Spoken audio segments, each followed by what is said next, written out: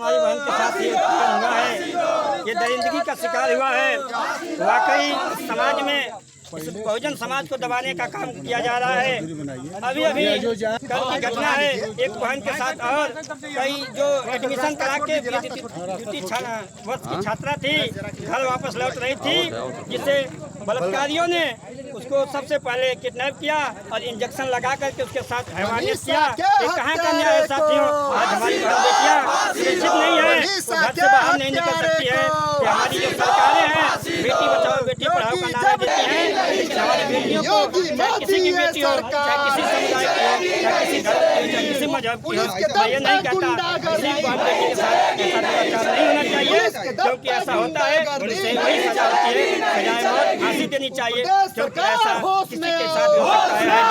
तमाम लोग बहुजन समाज डरा हुआ है, आज रोड पर निकलने के लिए डरा हुआ है, और जो आवाज उठाता है या सरकार जो है जेल में बंद करने का काम करती है। बड़े भाई चंद्रशेखर आजाद जी ने जब मिलने का काम किया, पुलिस के द्वारा जो है तो नाके को रोका जाता है, और जब वहाँ से उन्होंने अपना प्रदर्शन दिखाया, अपनी ताकत दिखाई भी मारने की, तो आगे जाकर के उन्हें हॉस्पिटल तक लाया गया, लेकिन मिलने नहीं दिया गया, और मेरे भाई को नजरबंद कर लिया गया। जो चार आरोपी हैं जो सवर्ण समाज से हैं उनको रोका नहीं जा रहा है, न उनको ऊपर कोई कार्रवाई कर रहा है सरकार। कहाँ का न्याय है साथियों? आज समाज के ऊपर एक बहन के ऊपर निंदा हुई है। अगर ये सरकार नहीं होश में आती है, उन्हें सजा नहीं मिलती है, तो भीम आर्मी के सभी साथी क्रांतिकारी रोड पे आने का काम करेंगे, चरखा जाम करने का काम करेंगे, क्योंकि हमारे साथ अन्याय हो रहा है। इन्हीं बातों के साथ जय भीम।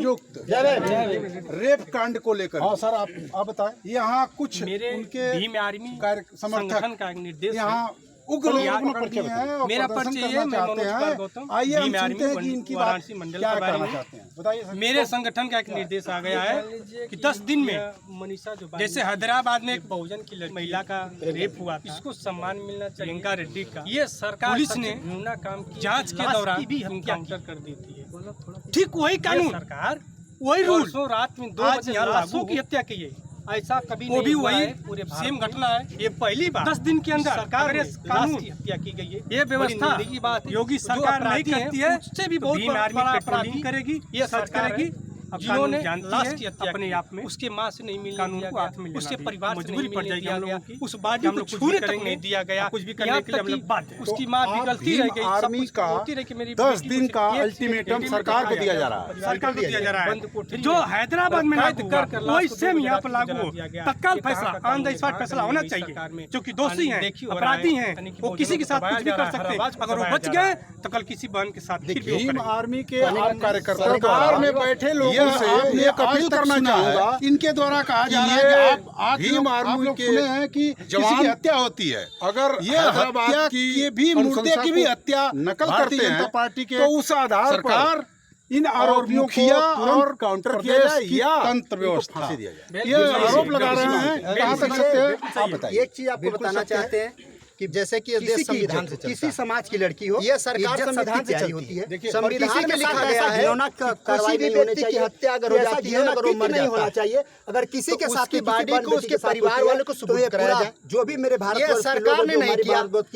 इसके बाद भी और जो रोड पर चलने के परिवार को एक बंद कमरे में कैद रखा गया, कहीं ना कहीं उसके लाश की स्वतंत्रता बाधित होगी, फानन में ले जाकर संविधान के खिलाफ होता है। कैसे उनके प्रशासन के लोग जाकर के बीमारी बर्दाश्त नहीं करती है, जलाते हैं, संस्कार करते हैं। तो हम लोग ऐसा तो आप जैसे दे दिया, अगर नहीं के माध्यम से हम सरकार से पूछना चाहते हैं कि ऐसा अब तक के संविधान में अब तक की सरकार में ऐसा देखने को नहीं मिला जो भाजपा सरकार में होने को हो रहा है। और आपके माध्यम से हम योगी और मोदी सरकार को बताना चाहते हैं कि ये पहले के बहुजन नहीं है, आज के बहुजन पढ़े लिखे बहुजन समाज के लोग हैं, ये अपने हक की लड़ाई लड़ना जानते हैं। कांसी राम साहब ने कहा था, मान्यवर साहब ने कहा था कि अगर संसद में मेरी भीड़ ना हो तो भीड़ हमारे रोड पर ऐसी दिखनी चाहिए कि इसकी आवाज़ संसद तक जानी चाहिए। आपके माध्यम से अपनी आवाज़ को हम संसद तक ले जाने का प्रयास करेंगे। आपको बताना चाहते हैं कि मेरी आवाज़ को आप संसद तक ले जाने का प्रयास करिए, प्रशासन को दिखाने का काम करिए, पूरी जनता को दिखाने का काम करिए कि अब तक देश में जो नहीं हुआ है वह यह सरकार कर रही है। यह सरकार बहुजन के खिलाफ लड़ाई लड़ रही है, बहुजन को दबाने का काम कर रही है। लेकिन इस सरकार से बता देना चाहते हैं मित्रों, इस सरकार से आपके माध्यम से बता देना चाहते हैं कि ये समाज दबने वाला नहीं है, ये बहुजन समाज दबने वाला नहीं है, अपने हक की लड़ाई लड़ना जानता है। अभी तो हम लोगों ने केवल श्रद्धांजलि दिया है। अगर बहन को सम्मान नहीं मिला, बहन के हत्यारे को फांसी नहीं मिली, उचित कार्रवाई नहीं हुई, तो हम रोड पर जल्द ही उतर कर दिखाएंगे। यह सरकार को आपके माध्यम से बताना चाहते हैं।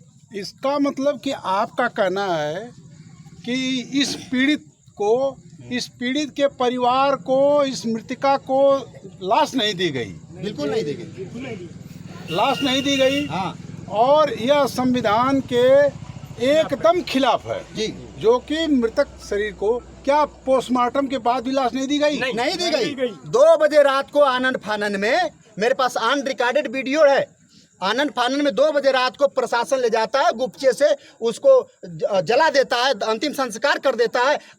ये कहाँ का न्याय है? ये सरकार अगर कहती है कि बहनों के सम्मान में रहती है, ये सरकार कहती है कि बेटी बचाओ और बेटी पढ़ाओ, अगर ये कहती है कि बेटियों की इज्जत नहीं जाने देंगे, बेटियों के सम्मान में रहेंगे, तो ये कौन सा सम्मान है? 2 बजे रात को उस माँ को, उस बाप को, उस भाई को, पीड़िता के माँ को कैद करके उस बंद कमरे में उसके अंतिम संस्कार करती है। सरकार चोरी तबके से करती है। ये तो चोरों का काम है, सरकार का काम तो नहीं होता।